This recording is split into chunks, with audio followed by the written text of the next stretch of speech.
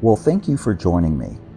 In 1965, New York attorney and former vice president, citizen Richard Nixon, made a visit to South Vietnam, and I'm going to tell you the so what of that trip and why 1965, beyond what we know already, was a significant pivot towards escalating war in Vietnam.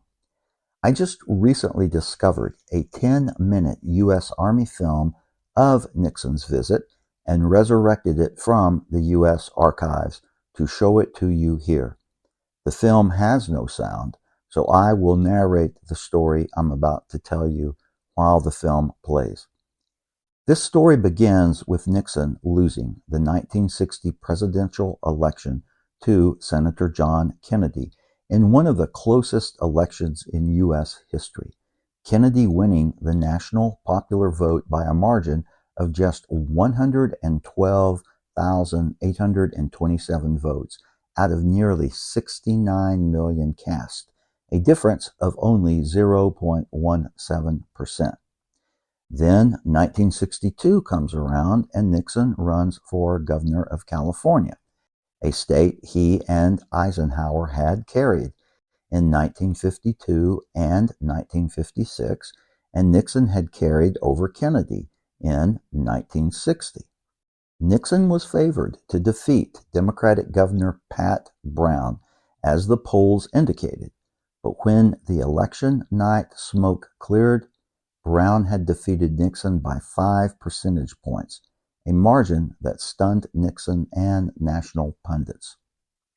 The loss was a significant defeat that, at the time, Nixon believed signaled the end of his political career. He famously told reporters on election night, "You don't have Nixon to kick around anymore because, gentlemen, this is my last press conference." Nixon and Pat moved to New York, where Nixon would practice law.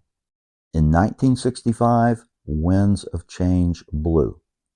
President Johnson ordered U.S. Marines ashore in Da Nang, Vietnam in March, and in July he increased U.S. troop strength there from 75 to 125,000.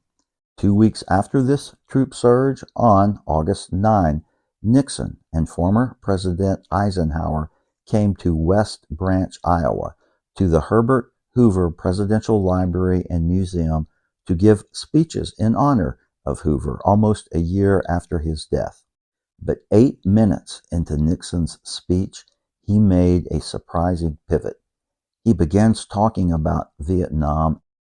The highest tribute, after all, a nation can pay to one of its great men is to honor his principles in the adoption of its policies. And it is in that spirit that I would suggest that we test our policy in Vietnam against the foreign policy principles of Herbert Hoover. And keeps it there for the next 20 minutes. America's critics at home and abroad contend that we are increasing the danger of World War III. I believe it is time for the American people to quit being defensive or apologetic about our role in Vietnam. We can hold our heads high in the knowledge that, as was the case in World War I, World War II, and Korea, we are fighting not just in the interests of South Vietnam and of the United States, but for peace, for freedom, and progress for all peoples. The second surprise was that Nixon, a Republican, was essentially endorsing Johnson's plan for armed conflict. Nixon invokes the domino theory. The communists will have the green light for conquest by supporter revolution all over the world, and we will be helpless to stop it.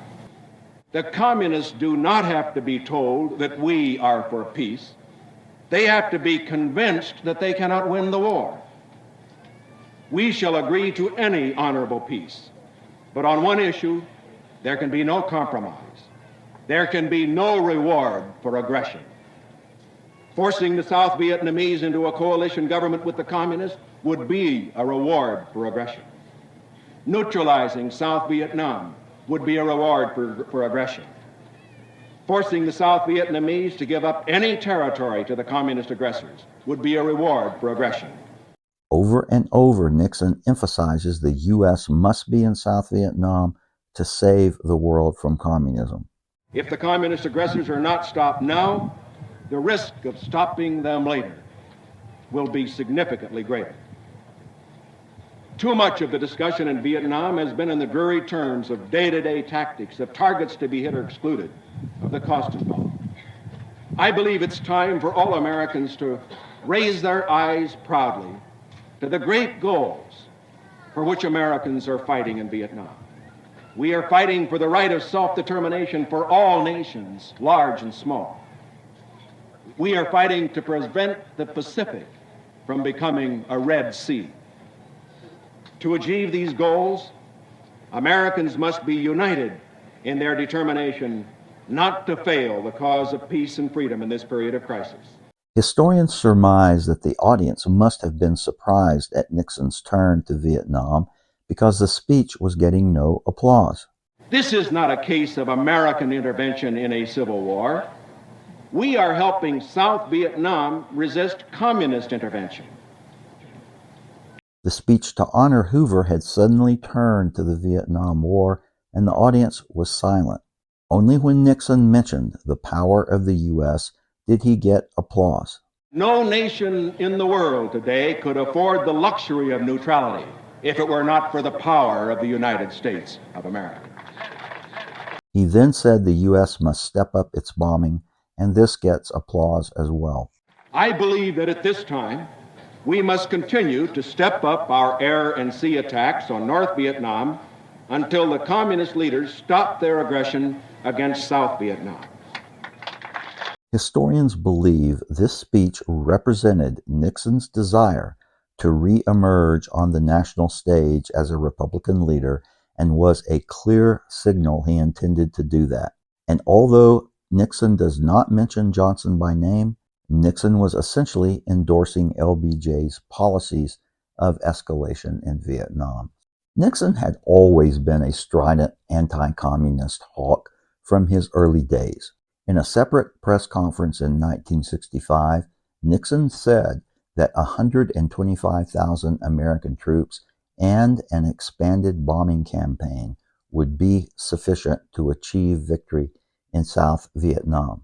In his Reader's Digest article in December that year, Why Not Negotiate in Vietnam, where of course he argues against negotiation, Nixon started off with a blunt but optimistic status report that he was convinced the tide has finally begun to turn in the war in Vietnam.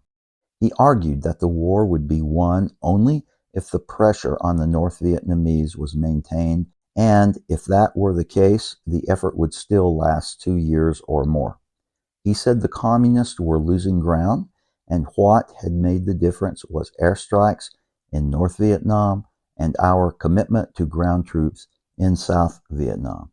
Some historians have noted that, just like in 2003 with the gang mentality in Congress to go along with the push to invade Iraq, this could have been a moment in history where the loyal opposition, the Republicans, questioned Johnson's escalation in Vietnam to give escalation the scrutiny it deserved.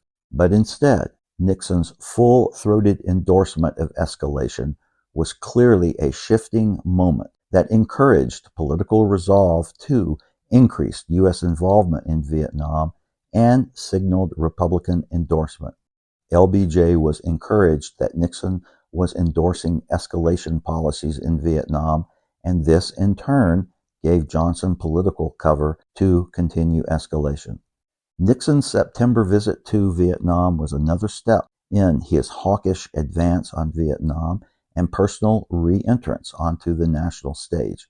Hardly anything is written on Nixon's visit, but fortunately, the U.S. Army filmed the visit, and I appreciate you watching.